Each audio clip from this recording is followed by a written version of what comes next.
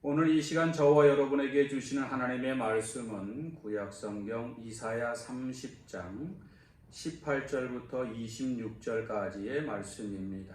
구약성경 1002면에 이사야 30장 18절부터 26절까지의 말씀을 제가 봉독하겠습니다.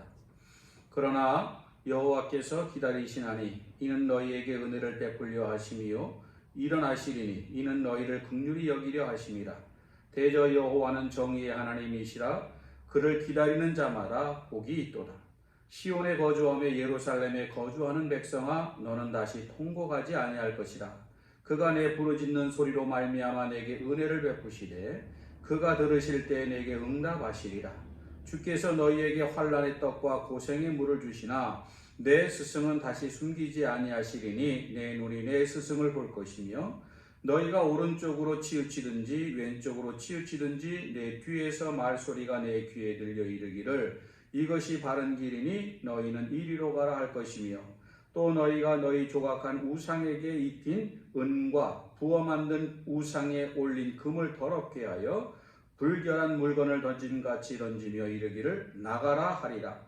내가 땅에 뿌린 종자에 주께서 비를 주사 땅이 먹을 것을 내며 곡식이 풍성하고 기름지게 하실 것이며 그날에 내 가축이 광활한 목장에서 먹을 것이요 밭가는 소와 어린 나귀도 키와 쇠스랑으로 까부르고 맛있게 한 먹이를 먹을 것이며 극에 살육하는 날 망대가 무너질 때 고산마다 줄령마다 그 뒤에 개울과 시냇물이 흐를 것이며 여호와께서 자기 백성의 상처를 싸매시며 그들의 맞은 자리를 고치시는 날에는 달빛은 햇빛 같겠고 햇빛은 7배가 되어 7날의 빛과 같으리라. 아멘. 할렐루야. 하나님께서 우리 모든 성도들에게 풍성한 은혜와 충만한 복으로 날마다 가득 채워주시기를 주의 이름으로 축원합니다. 오늘 읽은 본문의 말씀을 가지고 하나님을 기다리자라는 제목으로 함께 은혜를 나누고자 합니다. 영국의 극작가 사무엘 베케트는 우리의 인생을 기다림이다 이렇게 정의하였습니다. 생각해보면 인생은 기다림입니다. 어려서는 부모님을 기다리고 성인이 되어서는 사랑하는 사람을 기다리고 나이가 들어서는 자녀를 기다리는 것이 바로 우리의 인생의 모습입니다. 우리의 인생은 기다림의 연속이다 말을 해도 틀림이 없을 것입니다. 더 좋은 날을 기다리고 더 좋은 만남을 기다리고 더 좋은 사랑, 더 좋은 성공을 기다립니다. 하나님의 사람인 저와 여러분도 마찬가지지요. 더 좋은 천국을 기다리면서 우리는 이 세상을 살아갑니다. 우리에게 기다림이 있다라고 하는 것은 희망이 있다는 것이지요. 한번 생각해 보세요. 우리가 뭔가 기대하는 것이 없고 바라는 것이 없고 기다림이 없다면 우리의 하루하루는 매우 삭막하기 그지없을 것입니다. 지금 우리나라가 참 어려운 시간을 보내고 있는데 우리 모든 국민들의 마음에 가지고 있는 것이 무엇입니까? 언젠가는 이러한 어려운 시간을 분명히 이겨내고 극복하고 다시 편안한 삶의 자리로 돌아가게 될 것이다. 기대하고 있는 거 아니겠습니까? 그래서 이 어려운 시간도 우리가 견디고 있는 것입니다. 또 오늘 본문을 보면 두 종류의 기다림이 있음을 보게 됩니다. 먼저는 하나님의 기다리심과 또 하나는 사람의 기다림입니다. 18절을 제가 읽겠습니다. 그러나 여호와께서 기다리시나니 그러나 이 그러나라고 하는 그 의미는 뭐냐면 이전에 이스라엘 백성들을 향한 하나님의 심판과 징계를 말합니다. 이스라엘의 아수르라고 하는 나라가 침략해 왔습니다. 아수르가 공격해 올 때 이스라엘 백성들, 이스라엘 왕은 하나님을 의지하기보다는 아수르보다 강하다고 생각했던 애굽의 군사력을 의지하였습니다. 보이지 않는 하나님의 눈에 하나님보다는 눈에 보이는 애굽을 의지하며 살아가는 것이죠. 그래서 하나님께서는 대단히 실망하시고 진노하셨고 그래서 이스라엘 백성들을 향하여 패역한 백성들이라 이렇게 말씀하셨으며, 그래서 그들을 징계하셨던 것입니다. 그런데 오늘 말씀해 보면, 그러나 그렇게 징계하였지만 하나님께서 그럼에도 불구하고 그들을 기다리시겠다 이렇게 말씀하시는 것입니다. 하나님의 징계를 우습게 여기고 하나님의 사랑을 배신했던 그들에 대해서 그럼에도 불구하고 하나님께서는 그들을 기다리시겠다 이렇게 말씀하시는 것입니다. 오늘 여기서 우리는 하나님의 기다리시는 모습을 보면서 하나님의 사랑이 어떠한지를 알 수가 있습니다. 그들이 비록 하나님보다 사람을 의지했고 강대국이었던 애굽을 의지했고 교만하여 하나님의 징계와 심판을 우습게 여겼지만, 그럼에도 불구하고 하나님께서는 그들을 기다리시겠다 이렇게 말씀하시는 거예요. 성경을 읽어보면 우리 하나님께서는 기다리시는 하나님인 것을 알 수 있습니다. 성경엔 하나님의 기다리심으로 가득 차 있습니다. 누가복음 15장에 보면 집을 나간 탕자를 기다리는 아버지의 모습을 볼 수가 있습니다. 그가 돌아올 때에 제일 먼저 집 나갔던 아들을 맞이한 사람은 바로 아버지였습니다. 먼저 뛰어가 끌어안고 입 맞추는 아버지의 모습을 보면서 우리는 하나님의 사랑을 알 수가 있습니다. 아들이 나갈 때부터 아버지는 아들이 돌아오기만을 기다리고 있었던 것이지요. 탕자를 기다리시는 이 아버지의 모습은 바로 오늘 저와 여러분을 기다리시는 우리 하나님의 모습을 보여주고 있는 것입니다. 하나님은 지금도 기다리십니다. 심판하시고 징계하시고 진노하시기보다는 먼저 기다리시는 하나님이십니다. 오늘도 우리 하나님은 기다리고 또 기다리시는데 왜 이렇게 우리를 기다리고 계실까요? 우리가 기다리는 그런 기다림에는 목적이 있듯이 하나님께서 저와 여러분을 기다리시는 것에도 목적이 있습니다. 왜 하나님께서 저와 여러분을 기다리시느냐? 오늘 본문을 보면 하나님의 기다리신 목적에 대해서 말씀을 합니다. 18절 말씀해 보니까 여호와께서 기다리시나니 이는 너희에게 은혜를 베풀려 하심이요 이는 너희에게 긍휼히 여기려 하심이다. 은혜를 베풀고 긍휼을 베풀기 위해서, 여러분 보세요. 탕자가 돌아왔을 때 아버지는 그 집 나갔던 아들에 대해서, 과거에 대해서, 재산을 탕진한 것에 대해서 아무것도 묻지 않고 오히려 잔치를 벌이고 좋은 것을 베풀어 주셨던 것입니다. 하나님께서 저와 여러분을 기다리시는 것은 저와 여러분을 심판하시고 징계하시고 진노하시기 위함이 아니라, 지금도 하나님께서 우리를 기다리시는 것은 우리에게 은혜를 베풀고 긍휼을 베풀어 주시기 위함인 것입니다. 그러므로 하나님의 기다리심을 외면하지 마시기 바랍니다. 하나님의 기다리심을 무시하지 마시기 바랍니다. 하나님께서 지금도 나를 기다리신다는 것은 하나님께서 나를 포기하지 않으셨다는 것입니다. 하나님 앞에 날마다 나아가시기 바랍니다. 한 걸음 한 걸음 더 가까이 하나님 앞에 나아갈 수 있기를 바랍니다.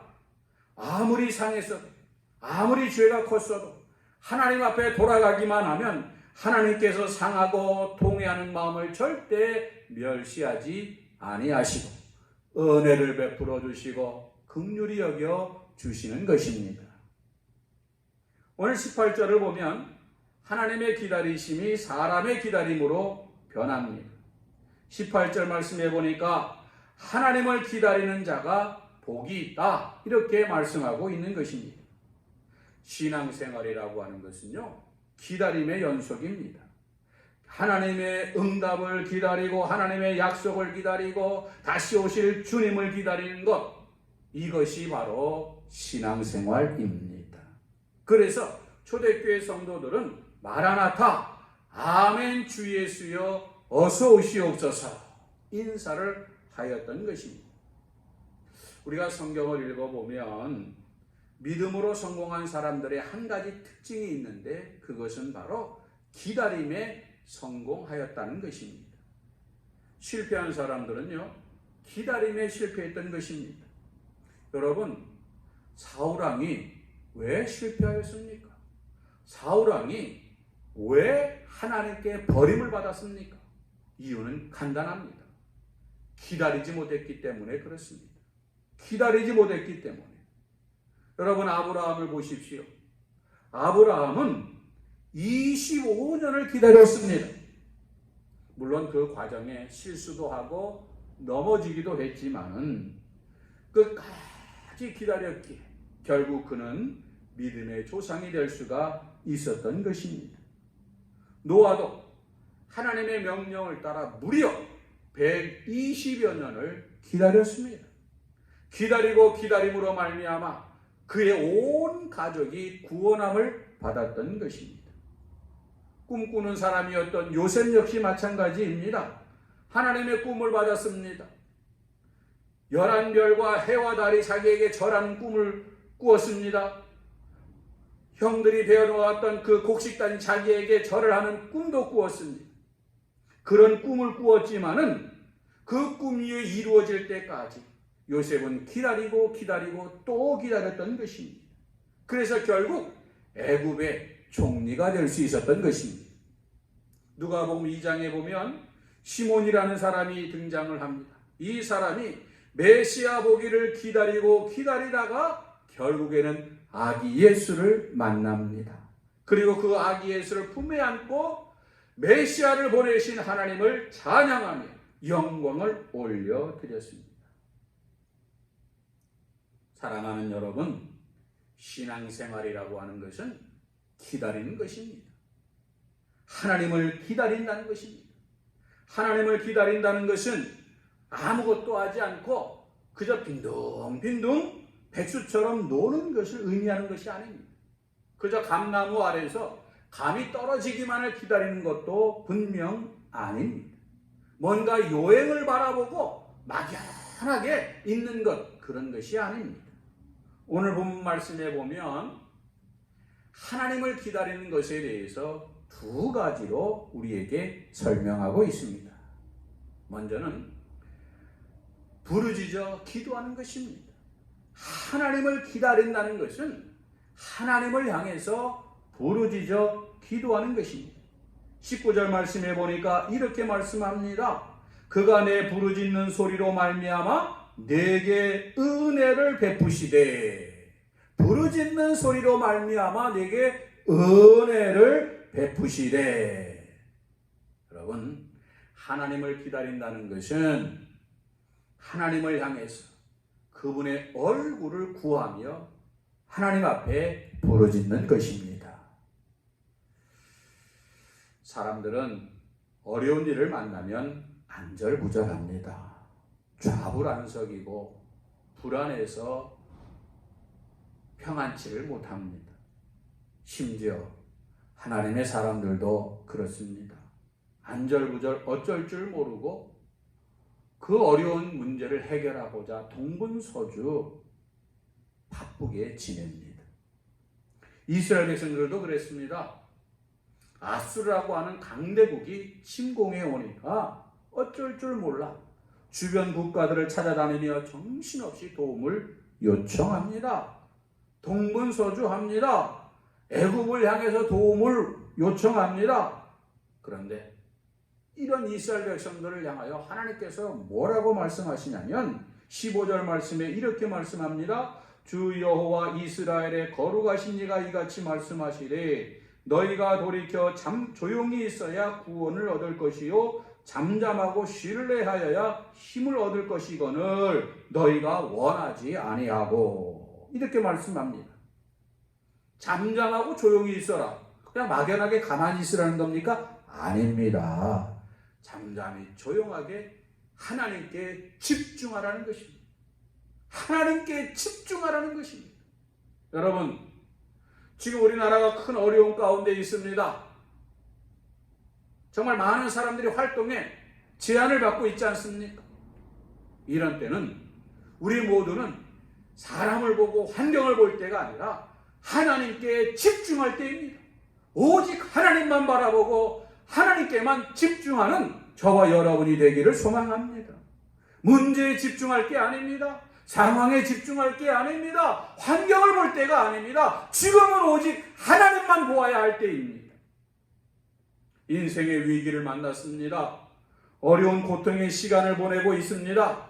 인생의 풍랑을 만났습니다. 그럴 때에 문제와 환경에 집착하지 말고 하나님께 집중하시기 바랍니다. 하나님의 사랑은요, 인생의 어려움을 만나면 사람을 찾고 사람을 구하고 사람을 보는 것이 아니라 세상의 모든 것을 뒤로하고 먼저 하나님께만 집중하는 것입니다. 안절부절하고 동분서주할 거 없어요. 먼저 하나님을 바라보시고 하나님 앞에 겸손하게 무릎을 꿇을 수 있기를 바랍니다.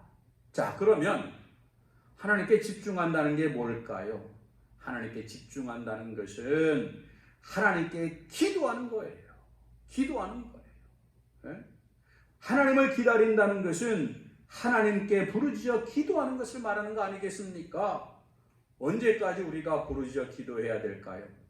언제까지 우리가 하나님께 집중하며 기도해야 될까요? 오늘 이사야 시편 40편 1절 말씀해 보니까 이런 말씀이 있어요. 내가 여호와를 기다리고 기다렸더니 귀를 기울이사 나의 부르짖음을 들으셨도다. 여러분, 언제까지 부르짖어 기도하며 기다리는 것입니까? 하나님께서 들으실 때까지. 할렐루야. 그러면 어떻게 하나님께서 나의 부르짖음을 들으실 수 있겠습니까? 단순히 소리 높인다고, 큰 소리 친다고 하나님께서 들으시는 걸까요? 아니에요. 아니에요. 시편 130편 5절 말씀해 보니까 이렇게 말씀합니다. 나 곧 내 영혼은 여호와를 기다리며 나는 주의 말씀을 바라는도다. 우리가 나의 부르짖음, 나의 기도를 하나님께서 응답하시기 위해서 어떻게 기도해야 되느냐? 하나님의 말씀을 기다리는 거예요. 하나님을 기다린다는 것은요, 하나님의 약속의 말씀을 붙잡고 하나님의 약속의 말씀이 임할 때까지 기다리는 거예요. 하나님의 말씀이 내 마음에 임할 때까지 하나님께 부르짖어 기도하는 것, 하나님의 말씀이 임할 때까지 간구하는 것, 그리고 그 약속의 말씀을 붙잡고 믿음으로 나아가는 것, 이것이 바로 하나님을 기다리는 모습입니다. 두 번째는 하나님을 우리가 기다린다라고 하는 것은 철저히 회개하는 것을 말합니다. 22절 말씀해 보니까 또 너희가 너희 조각한 우상에게 입힌 은과 부어 만든 우상에 올린 금을 더럽게 하여 불결한 물건을 던짐같이 던지며 이르기를 나가라 하리라. 이 말씀은 이스라엘 백성들이 그동안 자신들이 섬기던 우상들을 완전히 폐기하라는 것입니다. 지금도 그렇습니다만 과거에도 사람들이 우상을 만날 때는 돌이나 나무로 형상을 만든 다음에 그 다음에 그 우상을 찬란하게 보기 위해서 그 우상이 마치 신비한 능력이 있는 것처럼 보이기 위해서 뭐하죠? 금을 씌웁니다. 여러분, 우리나라 산에 가보면 우상들이 참 많아요. 여기저기에 신상들이 많잖아요. 그 신상들 다 어떻습니까? 아주 울긋불긋 금으로 도금도 하고 색깔도 입히고. 그런데 그 금을 도금한 우상을 불결한 물건같이 던지라는 거예요. 쓰레기처럼 버리라는 겁니다. 근데 제가 이 말씀을 읽으면서 설교를 준비하면서 보니까 이 원문에 사용되었던 이 불결한 단어가 참 죄송합니다마는 이게 뭐냐면 여성의 생리대와 같다는 거예요. 우리 여성들이 생리대를 쓰고 나서 그걸 어떻게 합니까? 고이 간직합니까? 아닙니다. 버립니다. 한 번 쓰고 버리듯이 그 우상을, 불결한 우상을 던져버리듯이 던지라는 거예요. 과감하게 정리하라는 겁니다. 그리고 그 불결한 우상을 던지며 말하기를 나가라. 이게 뭐예요? 다시는 상종하지 않겠다는 겁니다. 다시는 가까이 하지 않겠다는 것입니다. 이것이 바로 하나님 앞에 철저하게 회개하는 것입니다. 여러분, 오해하면 안 됩니다. 회개와 후회는 다릅니다. 후회라고 하는 것은 지난날의 잘못과 실수에 대해서 아쉽게 생각하는 것일 뿐입니다. 내가 그때 잘못했구나. 그러지 말걸. 다시는 그런 일이 없었으면 좋겠다. 이것이 후회입니다. 하지만 회개는 무엇입니까? 과거의 그런 죄악된 모습들, 불결한 모습들, 옛 생활을 깨끗하게 정산하고 다시는 그와 같은 일을 행하지 않는 것이 회개입니다. 다시는 그와 같은 것을 가까이 하지 않는 것이 회개입니다. 이것이 바로 하나님을 기다리는 자의 모습인 것입니다. 그런데 오늘 말씀에 보면 이렇게 하나님을 기다리는 자들에게 복이 있다 말씀하고 있습니다. 여호와를 기다리는 자가 복이 있다는 겁니다. 이처럼 하나님 앞에 기도하며 간구할 때에 나의 모든 삶을 철저하게 청산하고 회개하며 하나님을 기다릴 때에 하나님의 놀라운 은혜와 하나님의 놀라운 긍휼이 우리에게 임하는 것입니다.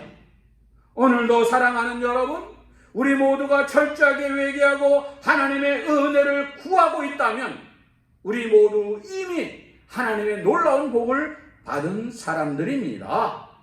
하나님을 기다리고 있다면 이 모든 은혜와 복이 저와 여러분의 것이라는 것입니다.